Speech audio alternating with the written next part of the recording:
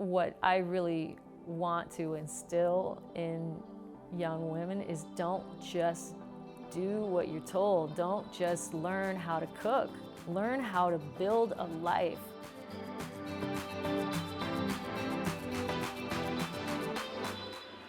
My name is Lea Dennis, and I'm a chef, baker, food stylist. I had a catering business that served the SDMA, San Diego Symphony, La Jolla Music Society, mostly arts and music. And right now we're in my bakery office in Barrio Logan, in a space that I've had for over 10 years.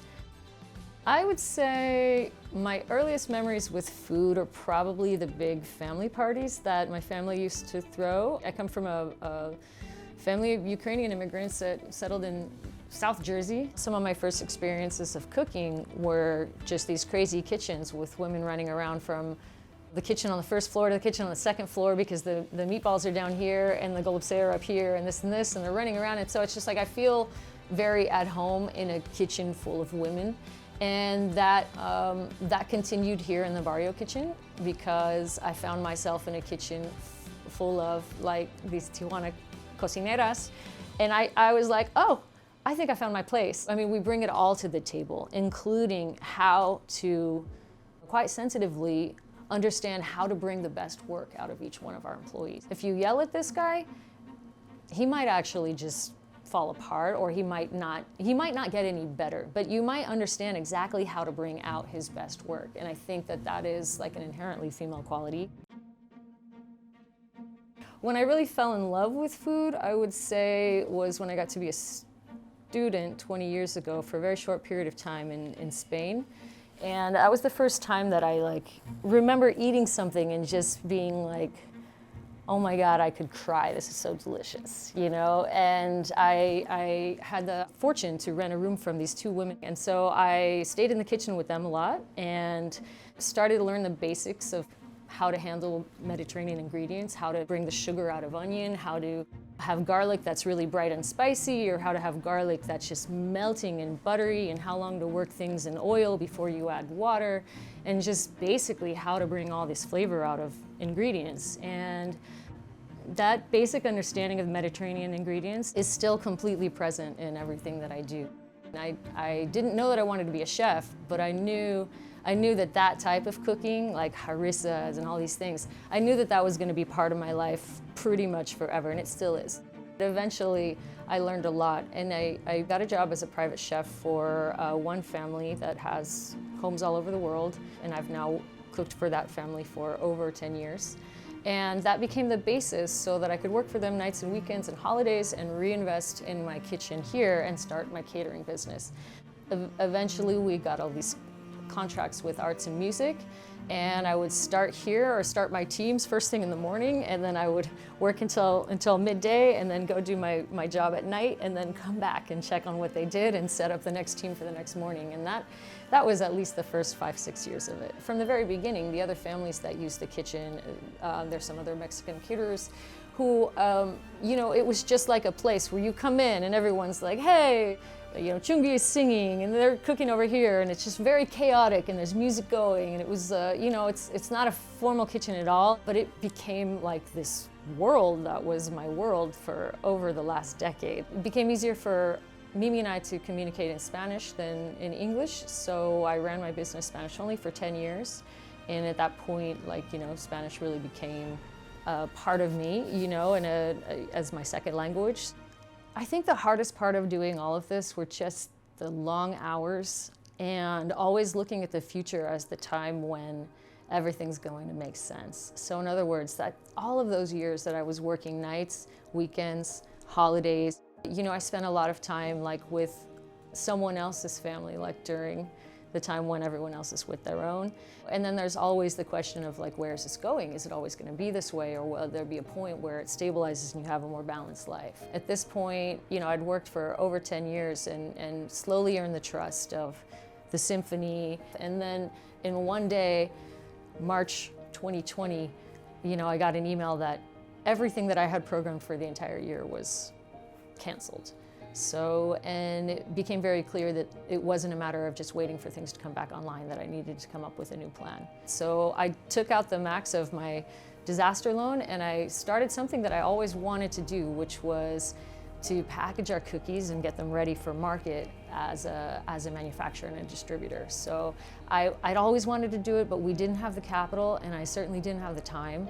And so it became an opportunity, but even at that, a giant risk, like a bigger risk than I'd ever taken in my life, because now I actually had like money on the line that I'd have to pay back. But we now have these beautiful products, and the cookies are so good. Packaging the cookies was a brand new world for me. It was a crash course in bringing a product to market that has shelf stability and it has the nutrition panels, and designers are getting the packages designed and labeled and ready and pulling it all in for a price point that I could bring it to the market, so that we were actually competitive. So I think just the challenge of having so much on the line, especially a place, a business that means so much to me, that's been really hard. One thing that I would say, to somebody getting started is you don't necessarily always have to have a clear path, and you don't have to do everything by the books. I didn't go to culinary school, and I didn't have a clear idea of where I was going. In fact, I wasn't even sure that I wanted to be a chef. But I loved what I was doing, and then it just grew. And then suddenly we had this contract, and then suddenly we had this contract. It seemed absolutely impossible, but the fact that I was untrained actually went to my advantage in the sense that I didn't think I was all that great. And that is a power if it means that you work 20 times harder to make sure that you don't make a mistake. I think women already have this idea that they need to work 10 times harder to get there, because I do think that sometimes those mistakes are maybe held against us a little bit harder.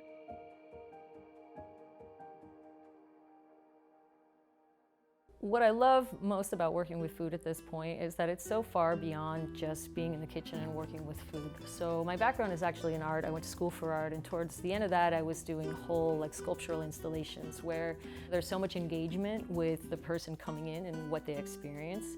And at this point, food is like that for me. If there's little edges of black and char on the edges of the food, or if there's a big glop of white on a black clay plate, all of these things are really beautiful. Another reason that I love working with food is that it is just a life of endless learning.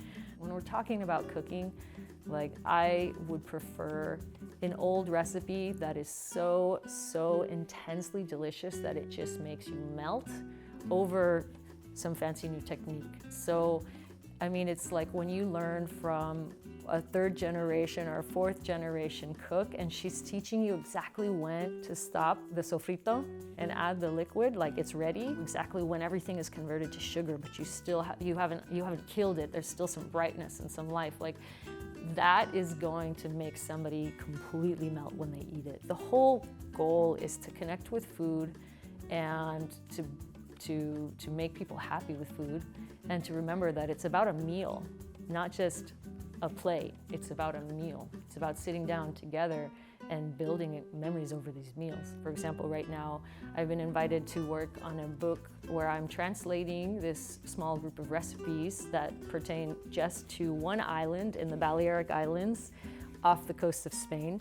And this family has asked me, they've translated it from Menorquin to Castellano, and now they've asked me to translate it from Spanish to English.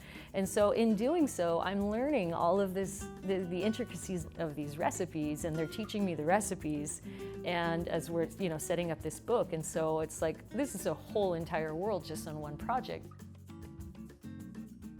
I think a final reason that's very important to me is that food is also political.